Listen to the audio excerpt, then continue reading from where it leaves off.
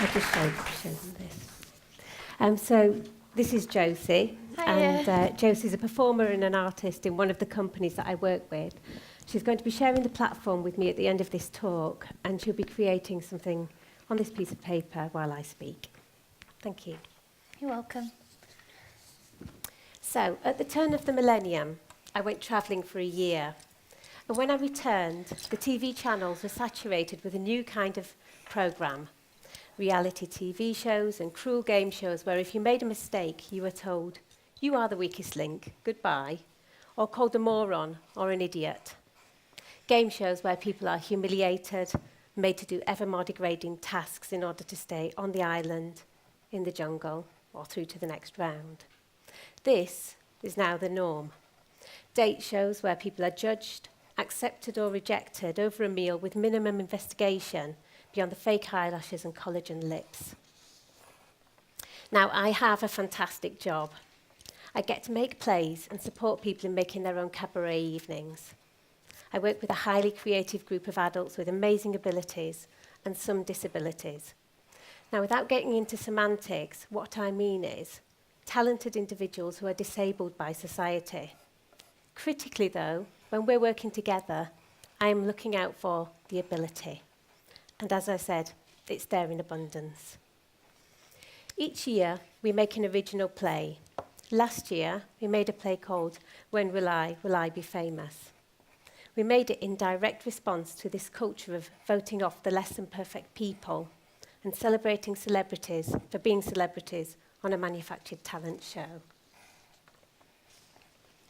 Firstly, let me tell you that the actors I work with, they are dynamic, conscientious, trusting, funny, and fun.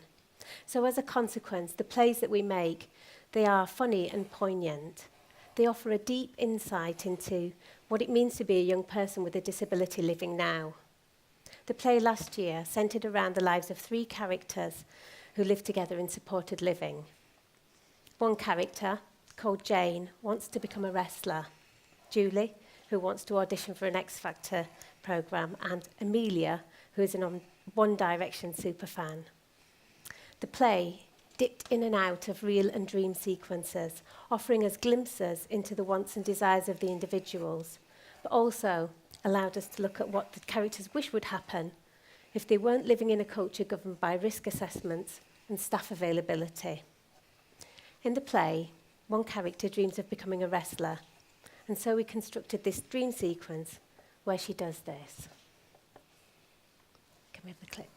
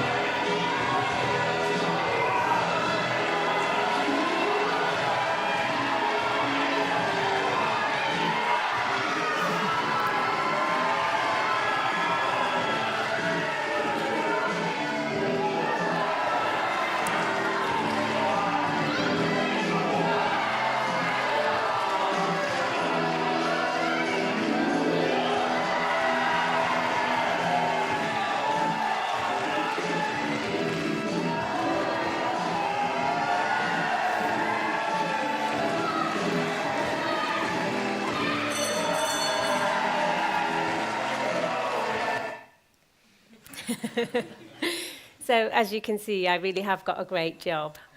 Now, the actor that you just saw, she's working the crowd, she's confident, she's putting on a great performance.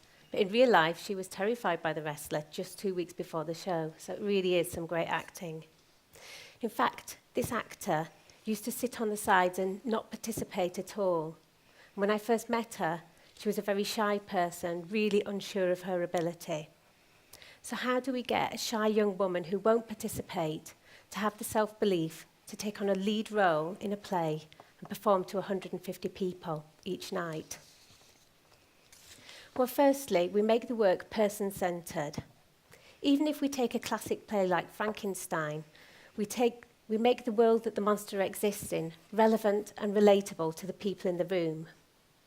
The year that we made Frankenstein, we had a lot of young men in the group, gamers who watched lots of YouTube clips. So we made them the mad scientists. Scientists who download data from the internet and inserted it into the monster's neck via a pen drive. The monster had a head full of Wikipedia facts and cute kittens.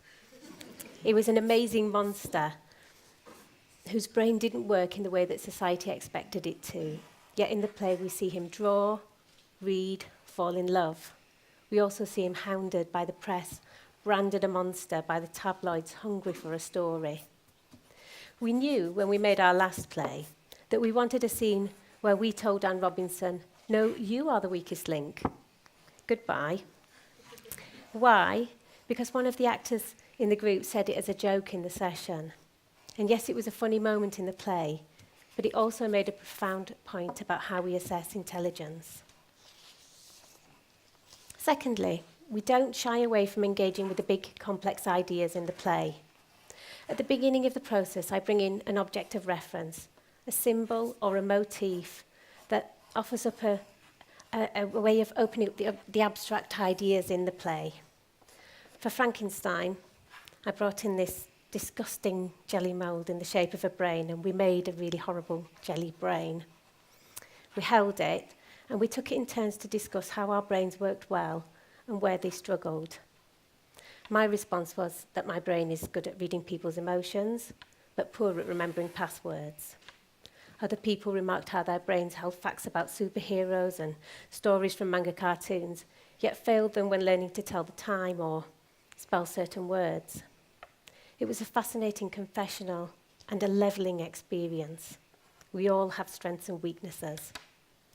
When we made a play called Diamonds Aren't Forever, a bank heist story, where a group of people rob a bank in order to buy back their care support after recent government cutbacks, we brought in this fake diamond to open up discussions around the ideas of self-worth versus monetary worth. And people had plenty to say, and this becomes the stuff of the play.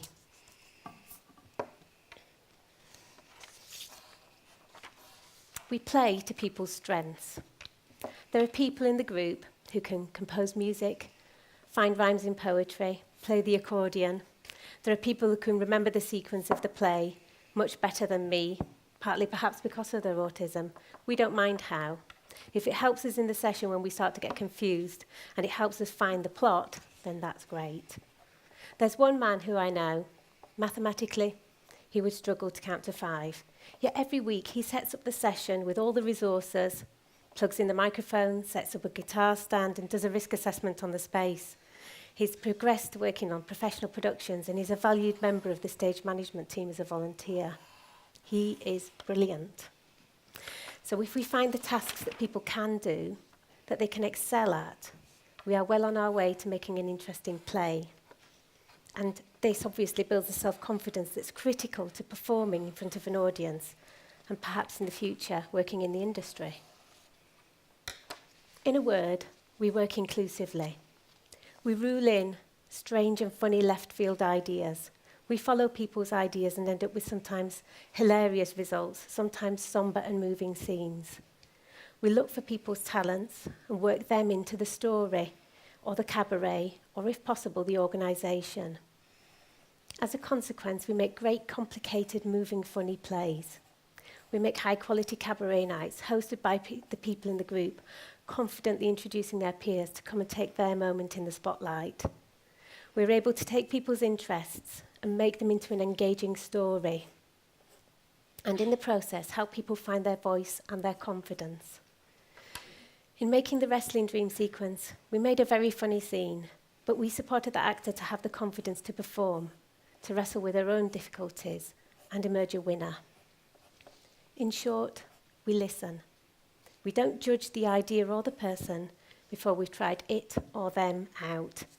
And yes, this takes time, but it is time well spent. However, I can't help but wonder how all this sits with the current climate of snap judgments and surface appraisals. What is real life like for young disabled people right now? What is inclusive about our A-star culture, where if you don't pass your SATs at 11, you're branded a mediocre failure? We're divided into a nation of winners and losers, and this polarising is stopping us from seeing the rich potential of each individual, if only we spent the time and looked beyond the surface, if we take time to see the ability, not the disability. Britain's got talent. I know because I work with some of that talent every week. And now I'd like to hand over the talk to Josie, a talented actor and artist. Thanks, Jilly. While Jilly took the time to talk, I did a drawing of her doing her speech and that. Can everybody see it from over here? Thanks. It's sort of manga drawing and it's from Japan in a way, yeah? Or anime, you could call it.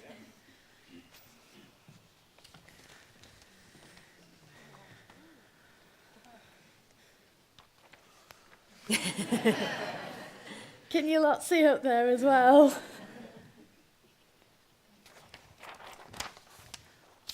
Before this finishes, I'd like to say that in the future, if I want to become an artist or a graphic novelist, I want to be taken seriously. I don't want people looking at me thinking, oh, bless her, she has a disability. I don't want to be, betrayed as just an autistic artist or an artist with autism. Just an artist with an ability. Thank you.